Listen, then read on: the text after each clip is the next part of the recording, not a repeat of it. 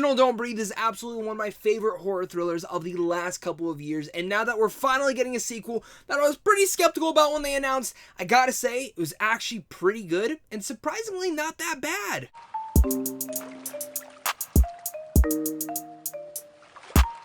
What's going on, buddy? Welcome back to a brand new movie review. Today I'm going to be discussing Don't Breathe 2, once again starring the likes of Stephen Lang, who's playing again the blind veteran who must use his military training to save a young orphan from a group of kidnappers. So like I said, I absolutely love the original Don't Breathe. I think that is seriously one of the best horror thrillers of the last couple of years. But when you announce a sequel and it's going to be really much just starring and the main character will be the shitty person from the original movie who did some despicable shit in that film, and I'm not going to get into spoilers if for any reason you haven't seen the movie, you definitely should. I was skeptical. How are you going to make me follow this guy and cheer for him to kill these other people? And I gotta say, they actually pulled it off in some rights. I don't think this film's perfect, and I do think it's a little bit of a step down from the first movie, but if you go to see this, you're going to get something a little bit different than the original. Yes, it starts out on that basic concept of, yes, this blind man clearly cannot see you. He has to use every bit of sound to his advantage. And that's the fun aspect, that thrilling part. But since you're mostly following him and this young orphan girl that he is taking care of, there are some interesting aspects to there to see how they're able to implement that horror thriller vein back in there.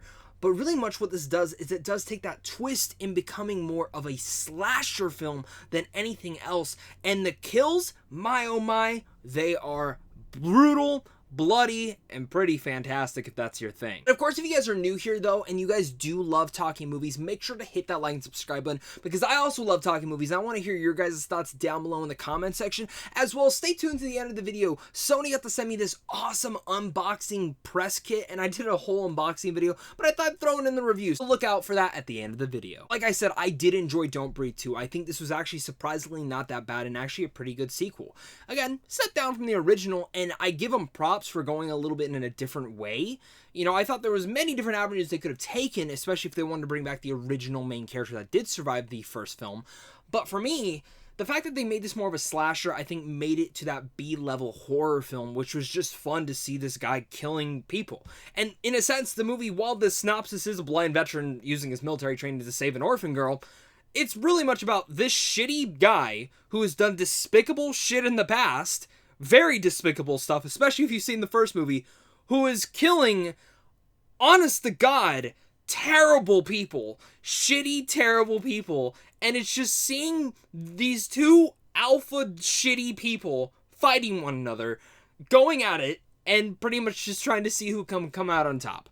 You know, it's nothing that's going to leave you riveted or emotional by the end, but you're going to be sitting there getting some pretty damn brutal kills and some intense moments as well, which is something that the first film did so good, was making you hold the edge of your seat for dear life. And this one kind of does the same thing, because you do feel like you don't know what's going to happen around this corner, who's going to die in this way, and it's fun in all those different avenues. Now, if you've seen the trailer for this movie, they do give away a couple different kills, which was a little bit disappointing, because I wish I didn't know where the story was going from point A to point B, and I could kind of start pointing together to where it was going to go. But the twists and turns that the story actually takes in here, and I'm curious to know if everyone caught on to it, I actually dug. And while I did think it was a little bit predictable, I liked it. And I think, again, it's nothing that I'm going to be able to sit there and put logic with it, because there are some baffling dumb things that, like, you'll be sitting there like, well, how did he get there? How did he do that? Like, okay, I guess I can put that to my mind, but that's a pretty big coincidence. And you kind of just have to turn off your brain and just watch the dude kill some people. And Stephen Lang's great at that. Stephen Lang is really much elevates his role to such a other level, and you really much believe that he is a blind guy. I mean, it's incredible. You saw it in the first movie, and you see it more here. And there's actually an emotional core to his character in here that I don't think stuck the landing completely and made me really come to like this guy, because again, if you've seen the first movie, he's not a great dude. But even at the center of it all, the relationship between him and this young girl is very important to the story, and at least you can get latched in to that aspect, and especially wanting this young girl to survive. Overall, that's why I did enjoy this movie, because what I was going into is like, how am I gonna cheer for this guy? What are we doing here? Is it gonna be the exact same concept of just people trying to break into his house and now just steal the girl for some despicable reason? And you know, for some ways, in shape and form, yeah, that's what it is. But that's like the first half of the movie. The back half of the movie is really different, and again goes more in that slasher thriller vein. And some of the camera shots, some of the cinematography was actually quite incredible. And one of the big things I want to give a shout out to is one of the earlier scenes is a whole one take shot throughout this entire house that really had me on edge the entire time, and I was like, damn, I didn't expect that in a horror film. Overall, Don't Breathe 2 did surprise me. It's not that bad. It's a little bit melodramatic. Some of the dialogue is not that great, and absolutely, it's still hard to cheer for the main character, but as a B-level horror movie that's just fun to see some guy killing shitty people, and that's really it, I do give him a kind of applause for trying something a little bit different than the original one. I love the original Don't Breathe, so I knew it probably wasn't going to hit the heights that I needed it to, but I still walked out going, that was fun, that was entertaining. If you go in just wanting a good time at the theaters, you're definitely going to get that. So with all that said, I'm going to give Don't Breathe 2 a B-.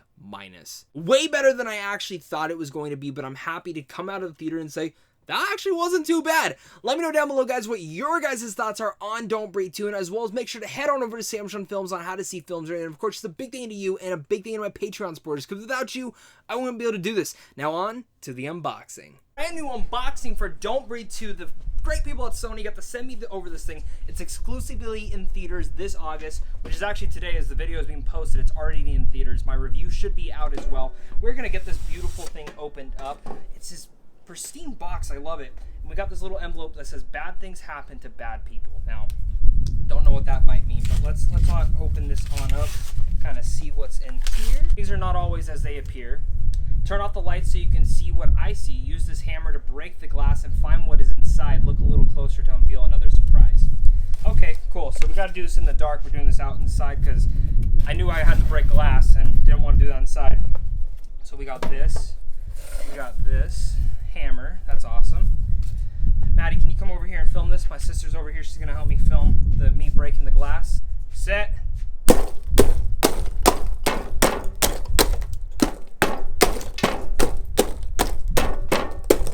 Cool.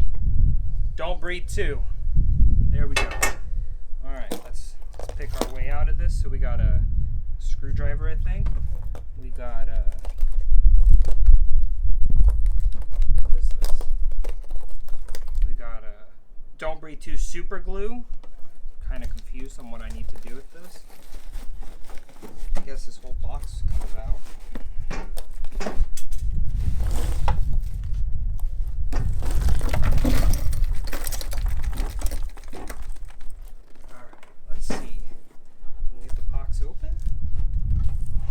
Feels like it should open. That can't be it.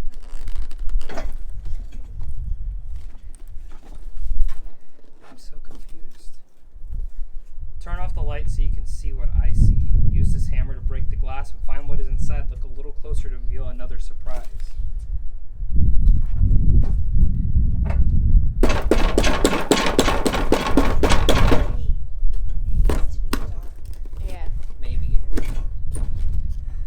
To be continued.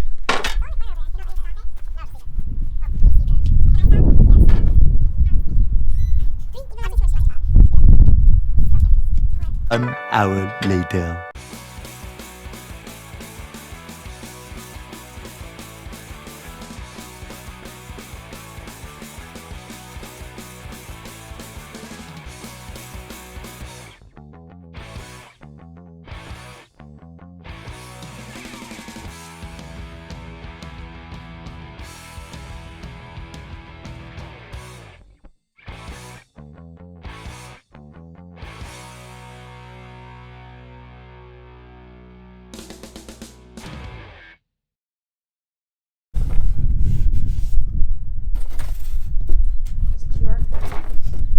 Guys, there's a QR code.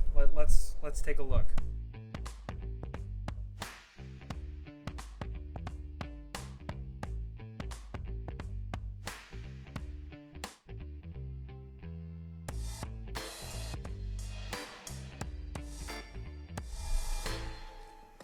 you so much to Sony for sending over that press kit. I didn't expect for it. It came and I was like, oh, this is pretty cool. Let's do a damn unboxing.